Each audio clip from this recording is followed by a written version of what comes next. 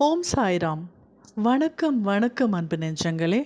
இந்த S3 spiritual quest சேனலில் உங்களை எல்லாரையும் வருக வருகன்னு வரவேற்கிறோம். இன்னைக்கு ஷிரடி சாய்பாபா நிகழ்த்திய அற்புதங்களோட 4வது எபிசோட். ஷிரடி சாய்பாபாவோட அற்புதங்களை பற்றி தெரிஞ்சு அவரோட பாதங்களில் சரணாகதி அடைஞ்சிங்கன்னா உங்கள் பிரச்சனைகளில் இருந்து விடுபடலாம். எங்கள் சேனலில் இன்னும் சப்ஸ்கிரைப் பண்ணாமல் இருந்தீங்கன்னா சப்ஸ்கிரைப் பண்ணி பெல் ஐக்கானையும் ப்ரெஸ் பண்ணி வச்சுக்கோங்க. அப்போ தான் நாங்கள் போடுற வீடியோஸ் உங்களுக்கு நோட்டிஃபிகேஷனாக வந்து சேரும். ஷிரடி சாய்பாபா வாழ்ந்த ஷிரடியில் அமைந்துள்ள அவரோட கோவில் ரொம்பவும் பிரசித்தி பெற்றது. இந்த கோவில் வரலாற்றை பற்றி நம்ம கொஞ்சம் தெரிஞ்சுக்கலாம். மதங்களை கடந்து எல்லா தரப்பு மக்களாலும் பூஜிக்கப்படுற மகான் ஷிரடி சாய்பாபா. பாபானா யாரு? அவரோட பெற்றோர் யாரு? அவரோட பூர்வீகம் அப்படிங்கிறது என்ன அப்படிங்கிற கேள்விகளுக்கெல்லாம் விடை தெரியாமையே கேள்வியின் நாயகனாகவே வாழ்ந்து அற்புதங்கள் பல நிகழ்த்தினார் பாபா. இன்று பக்தர்கள் பலரோட கண்கண்ட தெய்வமாக போற்றப்படுறாரு. பாபா ஷிரடியில் மக்களோடு மக்களாக வாழ்ந்தப்போ பகல் வேளைகளில் அங்குள்ள வேப்ப மரத்துக்கு அடியில் அமர்ந்திருப்பார். இந்த அதிசய மரம் இன்றைக்கும் இருக்குது. இந்த மரத்தோட இலைகள் கசப்பு தன்மைக்கு மாறா இனிப்பு சுவை கொண்டிருப்பதாக சொல்கிறாங்க. பாபா கோவிலுக்கு வர்ற பக்தர்கள் முதல்ல இந்த வேம்பு மரத்தை வலம் வந்து வழிபடுறாங்க. 3 முறை அதை வலம் வரும் பக்தர்கள் அங்கு தரப்படுற தீர்த்தத்தை வாங்கி அருந்துறாங்க. தொடர்ந்து கோவிலுக்குள்ள பாபாவை தரிசிக்க போகிறாங்க. கோவிலுக்குள்ள பாபாவோட நினைவிடம் மீது திருக்குடையின் கீழ் சிம்மாசனத்தில் அமர்ந்த திருக்கோலத்தில் தரிசனம் தராரு சாய்பாபா. 5 அடி 5 அங்குலம் உயரத்தில் அவரோட உருவச்சிலை அமைக்கப்பட்டிருக்கிறது. பாபா வாழ்ந்த காலத்தில் தங்களோட பிரச்சனைகளுக்கு தீர்வு வேண்டி அவரை தேடி வரும் பக்தர்களுக்கு அவர் ஒரு கல் மீது அமர்ந்துக்கிட்டு அருளாசி தருவதை வழக்கமாக கொண்டிருந்தார். ஷீலான்னு அழைக்கப்படுற அந்த கல் இப்போ பாபா கோவிலில் இருக்கு. பாபாவோட திருமேனி அமைந்துள்ள இடத்திற்கு அருகிலேயே இந்த கல்லும் இருக்கு. பாபா கோவிலுக்கு வர்ற பக்தர்கள் பாபாவை தரிசித்த பிறகு இந்த ஷீலா கல்லை வந்து வழிபடுறாங்க. அவ்வாறு வழிபட்டாலே பாபாவை தங்களோட குறைகளை நீக்கி விடுவாருன்னு நம்புறாங்க.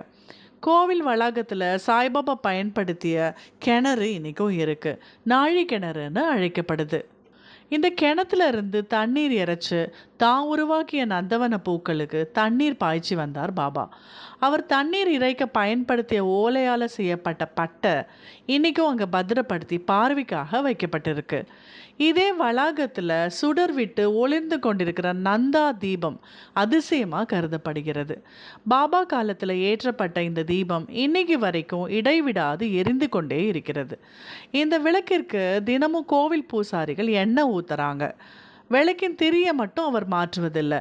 ஒரே திரியிலேயே ஒளி வீசி கொண்டிருக்கிறது இந்த தீபம். கோவிலோட இன்னொரு பகுதியில் அருங்காட்சியகம் இருக்கு. அங்கு பாபா பயன்படுத்திய ஆடை, பல்லக்கு, கோதுமை அரைப்பதற்கு பயன்படுத்திய கல், பாத்திரங்கள் மற்றும் அவரோட அரிய புகைப்படங்கள் பக்தர்களோட பார்வைக்கு வைக்கப்பட்டிருக்கு. இங்கு தினமும் காலையில் 7, 9 மற்றும் முற்பகல் 11 மணிக்கு நடைபெறுற சத்யநாராயண பூஜை ரொம்பவும் புகழ்பெற்றது.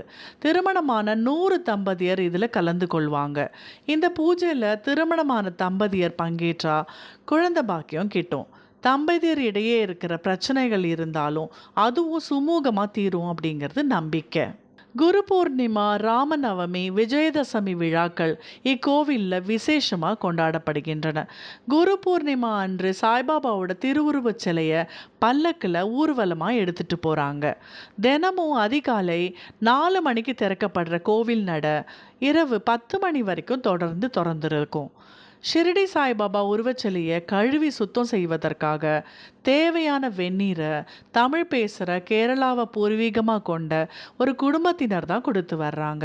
இவங்க தந்த வெந்நீர் கொண்டு சாய்பாபா சிலையை கழுவிய பிறகே சாதாரண தண்ணீரால் சிலை சுத்தம் செய்யப்பட்டு பூஜையும் நடத்தப்படுது. எங்களோட பெற்றோர் சாய்பாபா கோவில் அருகே அமைந்துள்ள சின்ன வீட்டில் வசித்து வந்தாங்க.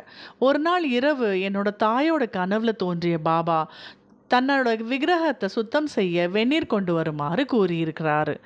அன்னைக்கு முதல் இப்போ வரைக்கும் எங்களது குடும்பத்தினரே பாபாவோட விருப்பப்படி அவரோட திருவுருவ சிலையை சுத்தம் செய்ய வெந்நீர் தந்து வந்துட்டுருக்கோம் அப்படின்னு சொல்கிறாரு.